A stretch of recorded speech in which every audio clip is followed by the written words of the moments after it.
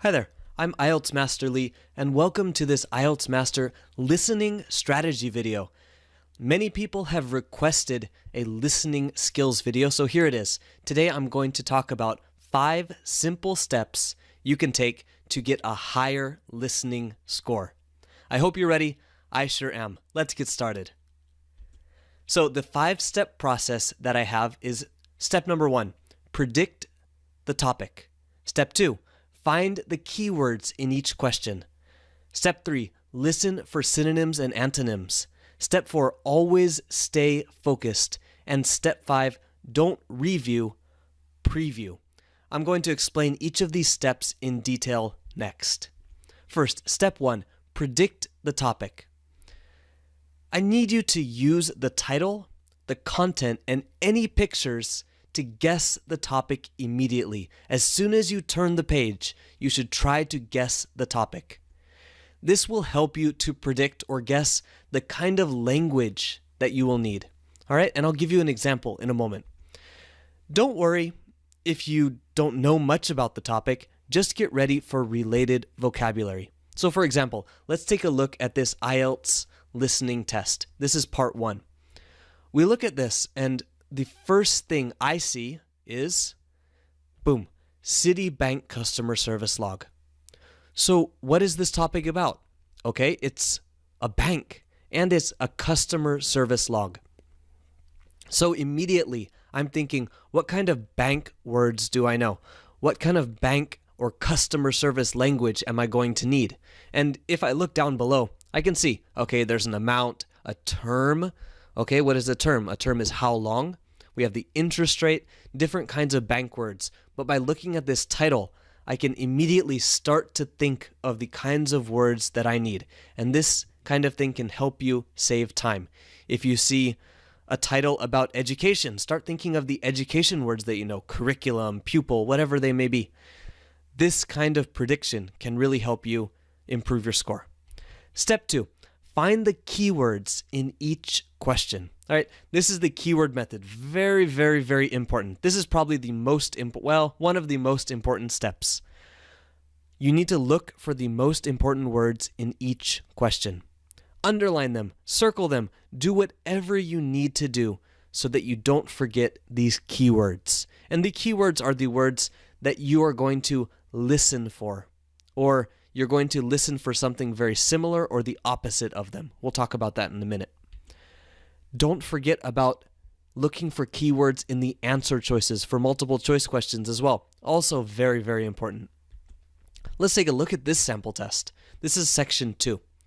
So in the first question, we have the September Celebration Day is held. September Celebration Day is definitely a keyword here, especially because you don't see it in the other questions. So I'm going to be listening for September Celebration Day.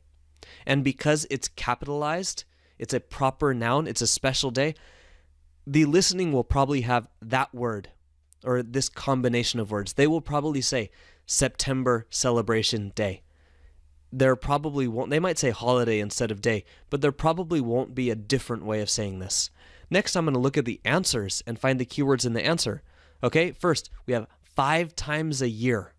5 times a year. This to me is a keyword. Whenever I see a number, I go, ooh, a number.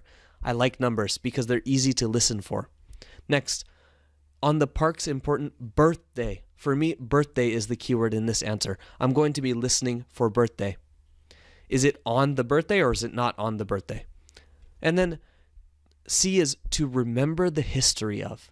So I think remember the history is quite important here. And they might say it in a different way, but the concept of remembering the history, very important. In the next question, you have the park was first built. 2 keywords, first and built. Remember, you need to listen when you see a word like first. You want to listen for exactly that, all right? So that's finding the keywords in each question and the answers in the case of multiple choice questions. Next, step number 3, listen for synonyms and antonyms. I hinted in this in the previous step, but the person speaking doesn't always use the same words, right? You need to listen for synonyms, different ways of saying the same word. And antonyms, saying the opposite, because this is also the case sometimes. Let's take a look at this example. Again, section 1. So we have the phone number. Numbers are an easy way. It's not quite a synonym, but they have a different way of saying the numbers. Look, this number is 023-561-055. But instead of 0, the speaker might say 023 instead of 023. You need to understand this. You need to be ready for it. Instead of 055, they might say 055. Also possible, so you need to be ready for it. Let's take a look at another example. Per annum down here. Now, per annum could also mean for each year. Per each year. So it's very possible that the speaker in this listening will say 3.45% each year. Step number 4, always stay focused. This is so important and also so difficult. There's no time on IELTS listening for you to lose focus. You don't have time for it. Because what happens? You lose focus on one question. Maybe you miss a question. What happens? You're going to miss the next question also if you're going, oh no, I missed that question. What should I do? Boom, the next question comes and you miss the next question too. Now you're double sad. Don't do that. Don't miss a question and lose your focus. Just miss the question. You can guess later. That's okay. But focus on what's coming up next. All right? Sometimes you might need to refocus. There's a lot going on. During these times, just take a deep breath and then get back to it. That's what you need to do. So stay focused. All right? For example, if we have question number 11, maybe you miss question number 11, but right after question number 11, they go to question 12 and they say 1955, and then they continue on. You don't want to miss the next question because you missed the previous question. Don't lose your focus. Step number 5, don't review, preview. Now, preview is looking for the next questions. You're looking at the next questions, and you're going to focus on finding the keywords in these ones. The listening test always gives you time to review your answers. They'll say, you now have 30 seconds to review your answers, or something like that. Don't use this time to review the last questions. You already answered those questions, unless there's something you didn't finish. Instead of going back, focus on previewing the next questions. Looking for these keywords. This takes more time, but it's very important for getting correct answers. Previewing will include reading the questions and answers and looking for the keywords. All right? So when you're finished with this section, if they say, okay, you now have time to review your answers, don't do that. Just go to the next section and start to preview.